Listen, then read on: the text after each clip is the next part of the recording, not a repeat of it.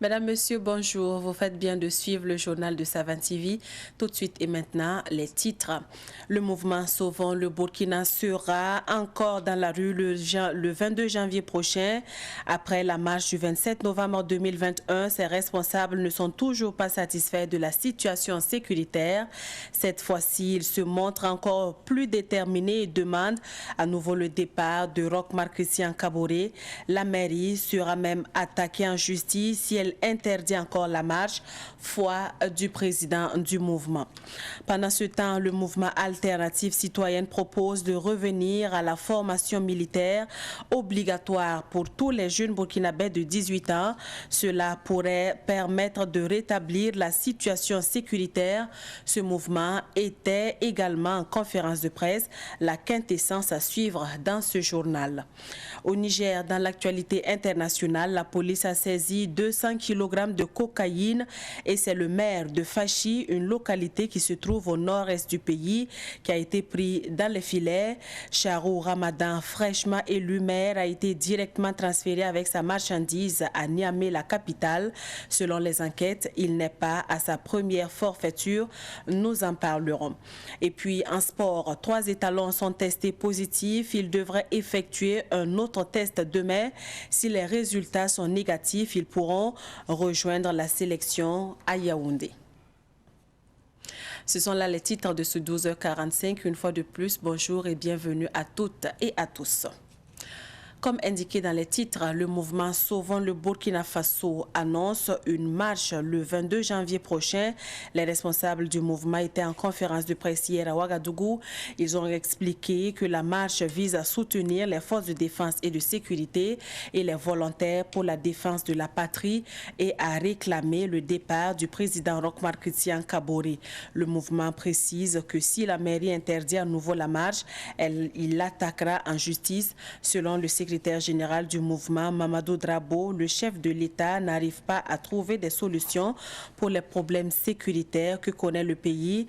Rappelons que Mamadou Drabo fait partie des leaders de la coalition C27 qui avait sonné la mobilisation le samedi 27 novembre pour demander la démission du président du Faso, une marche qui s'est soldée par un procès.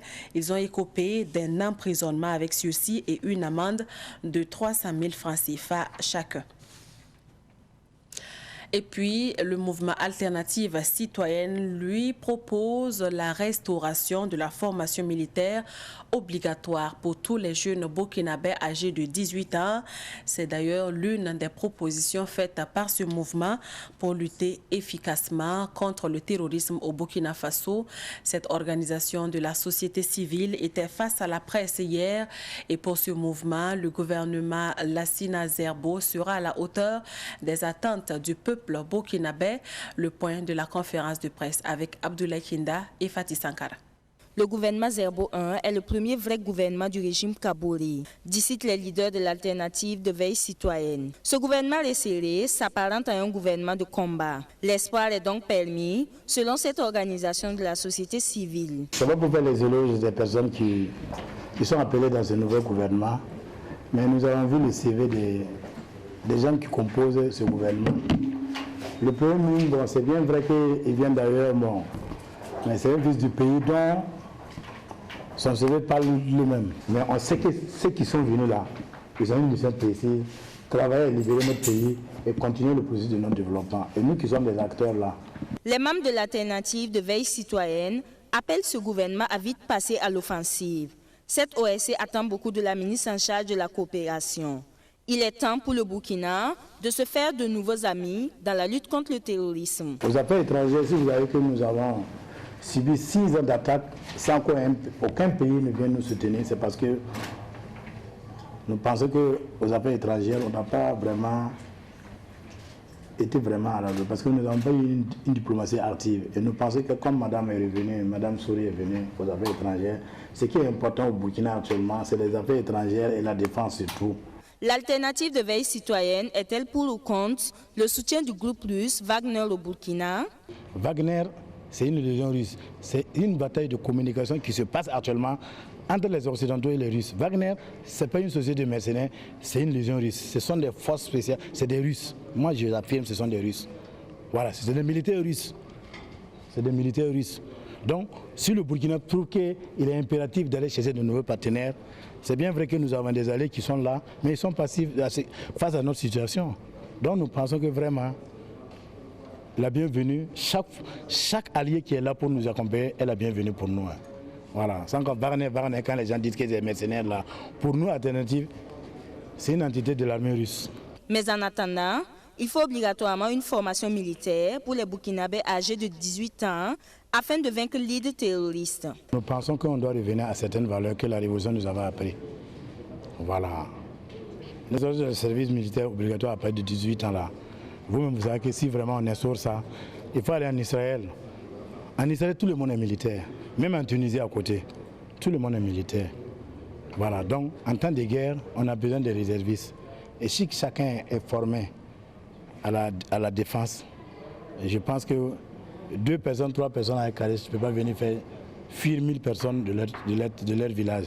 C'est pour ça que nous avons demandé, comme nous sommes en temps de guerre, il faut que vraiment on revoie ça. Même après la paix, il faudrait que chaque Burkinabé soit vraiment bien formé pour défendre son pays. L'alternative de veille citoyenne invite par ailleurs le ministre en charge de l'habitat à prendre en compte les 70 000 parcelles dégagées par les promoteurs immobiliers dans l'appurement du passif du foncier. Le mouvement alternatif de veille citoyenne qui fait confiance à l'équipe de Dr Lassina Zerbo. Lassina Zerbo qui a été nommé Premier ministre le 10 décembre 2021. Il n'a plus que quelques jours pour faire sa déclaration de politique générale devant les élus nationaux à l'Assemblée nationale.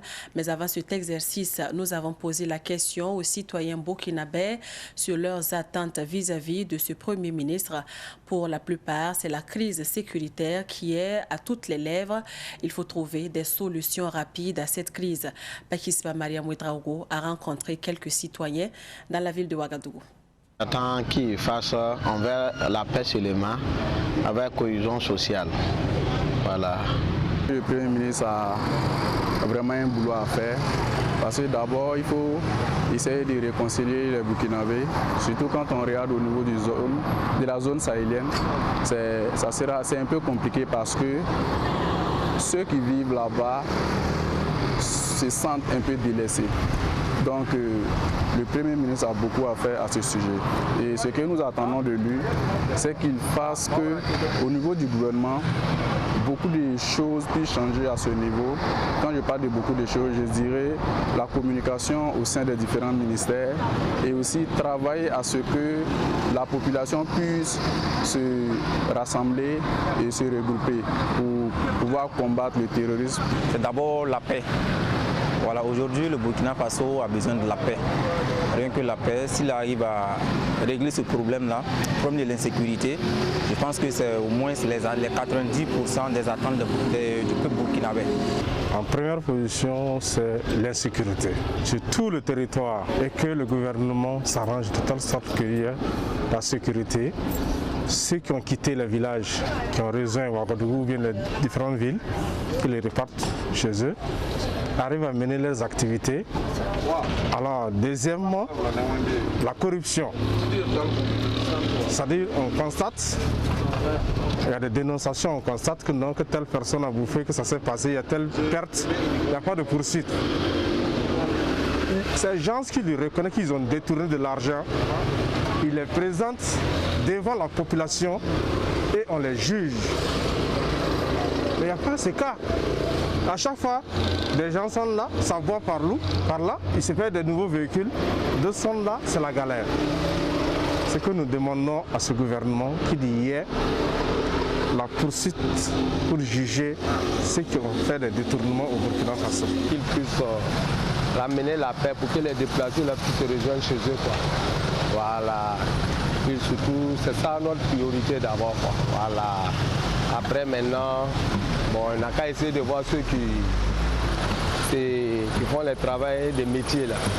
Voilà, surtout ça aussi, de beaucoup de pousser quoi. Voilà, pouvoir avoir un peu de, comment on appelle ça là, de subventions pour pouvoir avoir embauché beaucoup de gens pour pouvoir travailler, pour diminuer un peu le chômage là, quoi. Pour les volontaires, moi je veux qu'ils donnent les armes, voilà, qu'ils créent au moins une ressource pour eux, pour qu'eux aussi puissent avoir les matériels nécessaires là, pour attaquer aussi au moins nos ennemis qui sont dans le Sahel là. Au niveau de la sécurité, si on pouvait renforcer et aller voir au niveau des grands chefs là, voilà, créer une attente avec eux, ça va venir donner au moins ces capacités nécessaires. Comment on peut faire pour que la paix revienne dans le pays? Le report sur la réconciliation nationale fait toujours des réactions vues par le président de la CODEL, la Convention des organisations de la société civile pour l'observation domestique des élections, Maître Alidou Ouedraogo. Pour lui, c'est le report qui peut se comprendre. C'est un report qui peut se comprendre pourvu que ce report permette de mieux faire les choses. Issa Omarati est allé à sa rencontre. Se tiendra pas, le Forum national sur la réconciliation nationale qui fait couler encre et salive a donc été reporté à une date ultérieure par le ministre d'État chargé de la réconciliation nationale, Zéphirin Diabré. Ce report annoncé au siège du chef de file de l'opposition politique est dû d'une part à la non-participation de l'opposition dans le processus de réconciliation nationale et d'autre part à la non-installation du Conseil d'orientation et de suivi et du comité d'organisation, même si des observateurs le lient au procès Thomas Sankara. Tant mieux si le report du Forum national permettra de bien faire et rassembler les Burkinabés, y compris les exilés politiques, clame Maître Alidou Ouedraogo, président de la Convention des organisations de la société civile pour l'observation domestique des élections CODEL. Nous voulons la réconciliation nationale. Si elle peut bien se faire, si on voit qu'à travers le report, elle peut s'améliorer, le processus peut s'améliorer, tant mieux. Mais ce n'est pas une question insoluble. Ce n'est pas une question insoluble. Vous voyez presque les dossiers emblématiques de justice sont en train d'être jugés. L'affaire Sankara est en train d'être jugée. L'affaire, oui, tout ça c'est l'affaire Sankara. François Compaoré, qu'est-ce qu'ils ont à rester en dehors? Or, ils veulent revenir. Ils n'ont qu'à revenir. L'évolution de la situation a montré que notre justice est de plus en plus impartiale. Qu'il y a des garanties. Il y a des juges très corrects, il y a des avocats corrects. Il y a une justice correcte. Et surtout, ceux qui sont en jeu nous ont fait juger leurs collègues. Le président Sankara, le commandant Lengali, le capitaine Blaise Compaoré, en disant, ils sont venus me voir chez moi pour me demander de juger le général Lamizana. On l'a jugé, est-ce qu'on lui a coupé la tête? J'ai jugé Lamizana, ma juridiction l'a acquitté. Alors pourquoi ceux qui ont demandé de juger Lamizana on perd la justice? Cette réconciliation nationale ne doit pas non plus s'articuler seulement autour du retour de l'ancien président Blaise Compaoré, même s'il est le principal attendu, ajoute Maître Alidou Ouedraogo, avant d'affirmer que le forum pouvait être épuisé en seulement 90 jours. Vous savez ce que c'est que de juger un président de la République? Est-ce que vous savez? On a un président de la République qui ne peut pas être jugé. Il y a des juges là, ils n'ont qu'à l'amener. Mais moi, j'ai reçu la prouesse de juger le président Lamizana. J'ai entendu ses verbaux. Est-ce que vous voyez? Mais la réconciliation, je ne peux pas dire qu'elle n'est pas difficile. Mais j'ai dit, moi, que cet exercice pouvait être épuisé en 3 mois. C'est quoi? Quel est le cheminement? Il faut confier les dossiers de crimes de sang à la justice. Nous avons plus de 200 juges qui montrent chaque jour qu'ils peuvent juger des choses difficiles. Il faut confier les crimes de sang et les crimes économiques à la justice par l'intermédiaire de la Cour de cassation. Elle saura trouver les voies humaines pour épuiser ces dossiers, comme c'est en train de le faire. Quant à la capacité du capitaine du navire Réconciliation de conduire le processus à bon port, le président de la CODEL pense qu'il lui faut du temps. C'est le ministre d'État Zéphirin. C'est à lui qu'on a confié la mission de mener le forum. Il ne s'agit pas de dire il y a qu'à, il faut que non. On lui a confié une mission il a commencé, il n'a qu'à aller jusqu'au bout. Parce que il s'agit de quoi? Il s'agit de tirer les leçons et de réconcilier les Burkinabés. C'est possible. Moi, je pense que celui qui est en charge de la réconciliation doit garder son courage, continuer, et au bout du report, s'il peut améliorer sa démarche, ce serait tant mieux, c'est la population burkinabé qui gagnera. Rappelons que le chef des files de l'opposition politique avait annoncé qu'il convoquerait une réunion avec le cadre de concertation. Réunion qui déterminera la disposition du CEFOP à prendre part au forum ou non. Analyse de Maître Alido Ouedraogo dans ce reportage de Issa Omaratier, dénouer les dossiers emblématiques pour aller à la réconciliation nationale. Mais en attendant, le procès Thomas Sankara se poursuit toujours. Après quelques jours de suspension, l'audience a repris hier à Ouaga 2000 à la salle des banquets. Hier, des témoins de l'accusé Jean-Pierre Palme étaient à la témoin. Résumé de la journée avec Germaine Farama.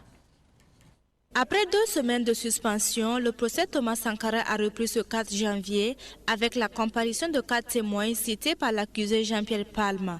Parmi ces 4 témoins se trouve Biekwa Romeko, militaire à la retraite et ami de l'accusé. Absent au conseil pendant les faits, il informe qu'au lendemain du coup d'État, il s'est rendu au domicile de Éric Palme où se trouvait Jean-Pierre Palme pour l'informer de la convocation des officiers et de la réunion qui devait se tenir ce jour au conseil.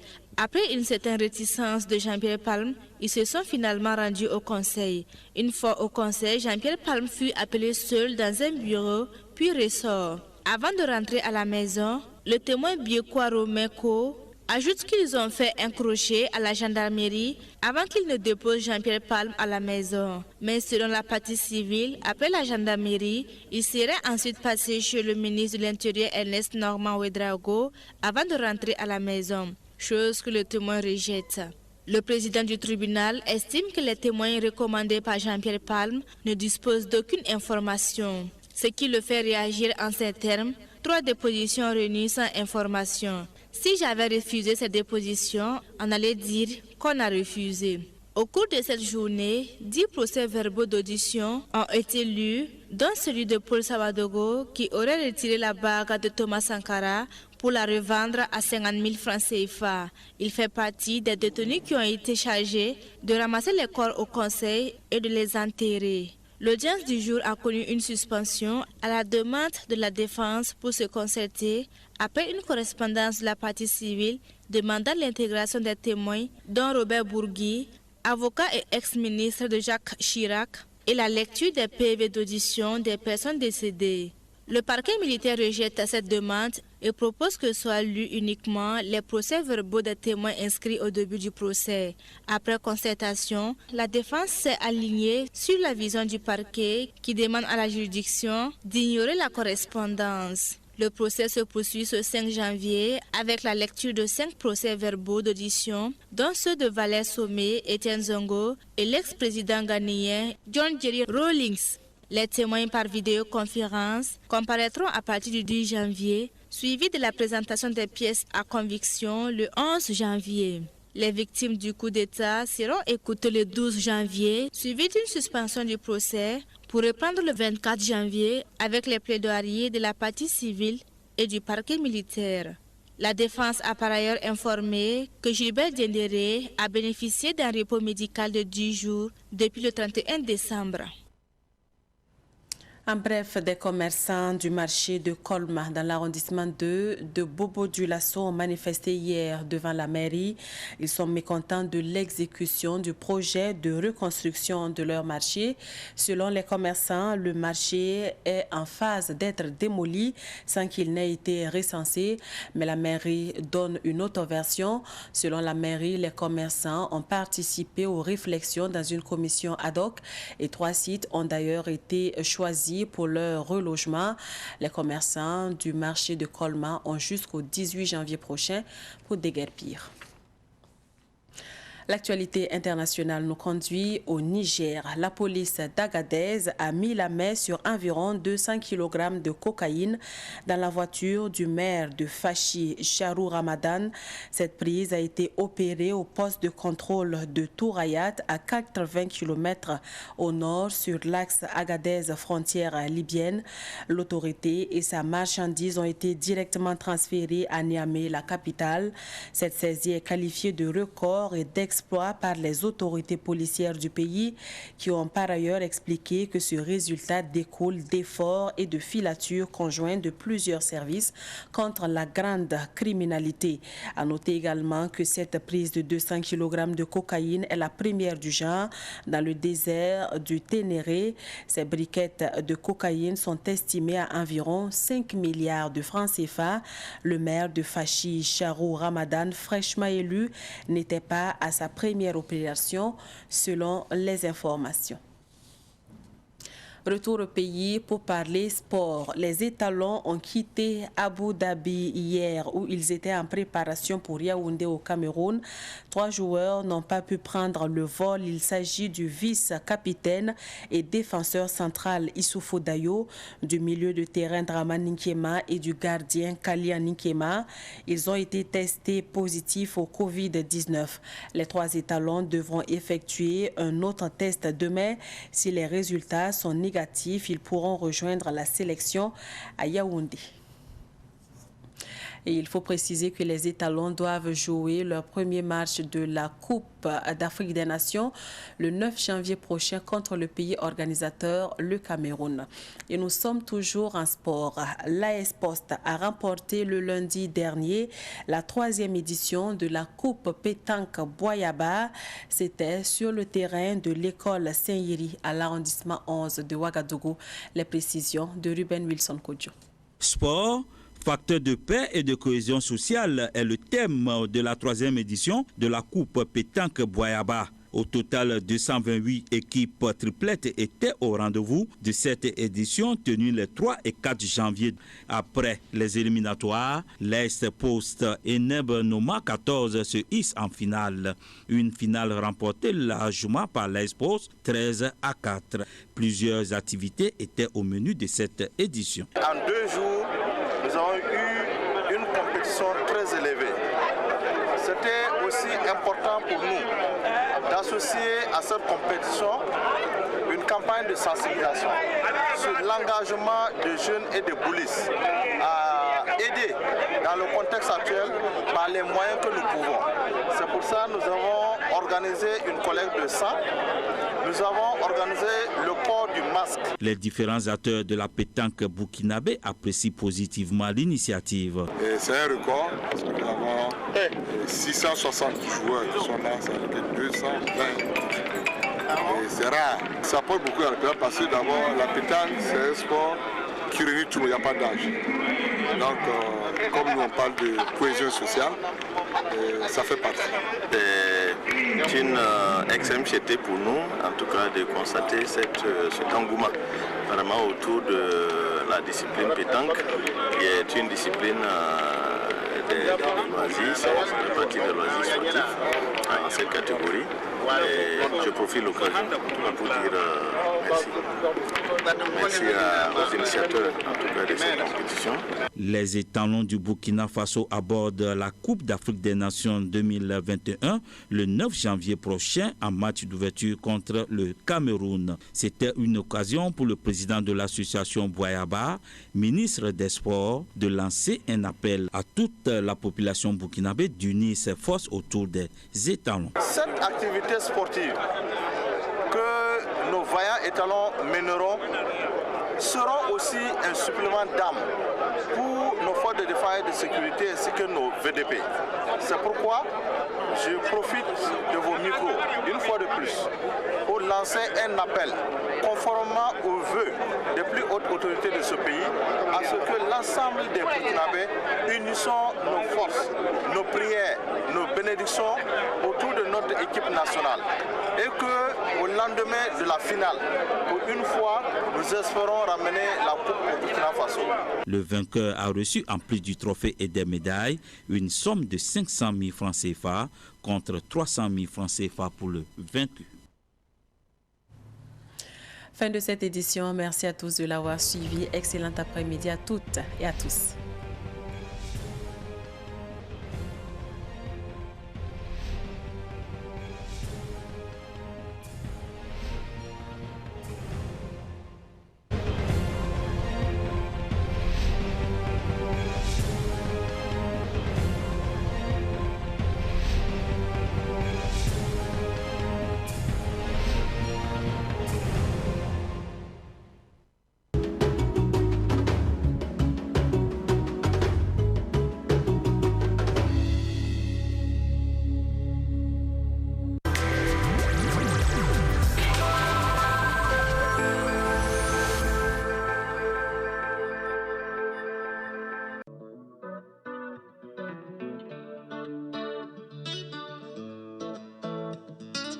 Chers abonnés, permettez-moi de me réjouir à l'idée de vous souhaiter la nouvelle année. C'est en effet pour moi l'occasion de penser, d'espérer que nos actions à vos côtés, tout au long de cette année, ont pu trouver un écho favorable. En tout cas, elles sont restées pour nous l'occasion de nous rapprocher de vous et surtout de partager des sourires, des émotions, des joies avec vous. Vous savez, souhaiter de vive voix la bonne année, ce n'est pas quelque chose de dépassé.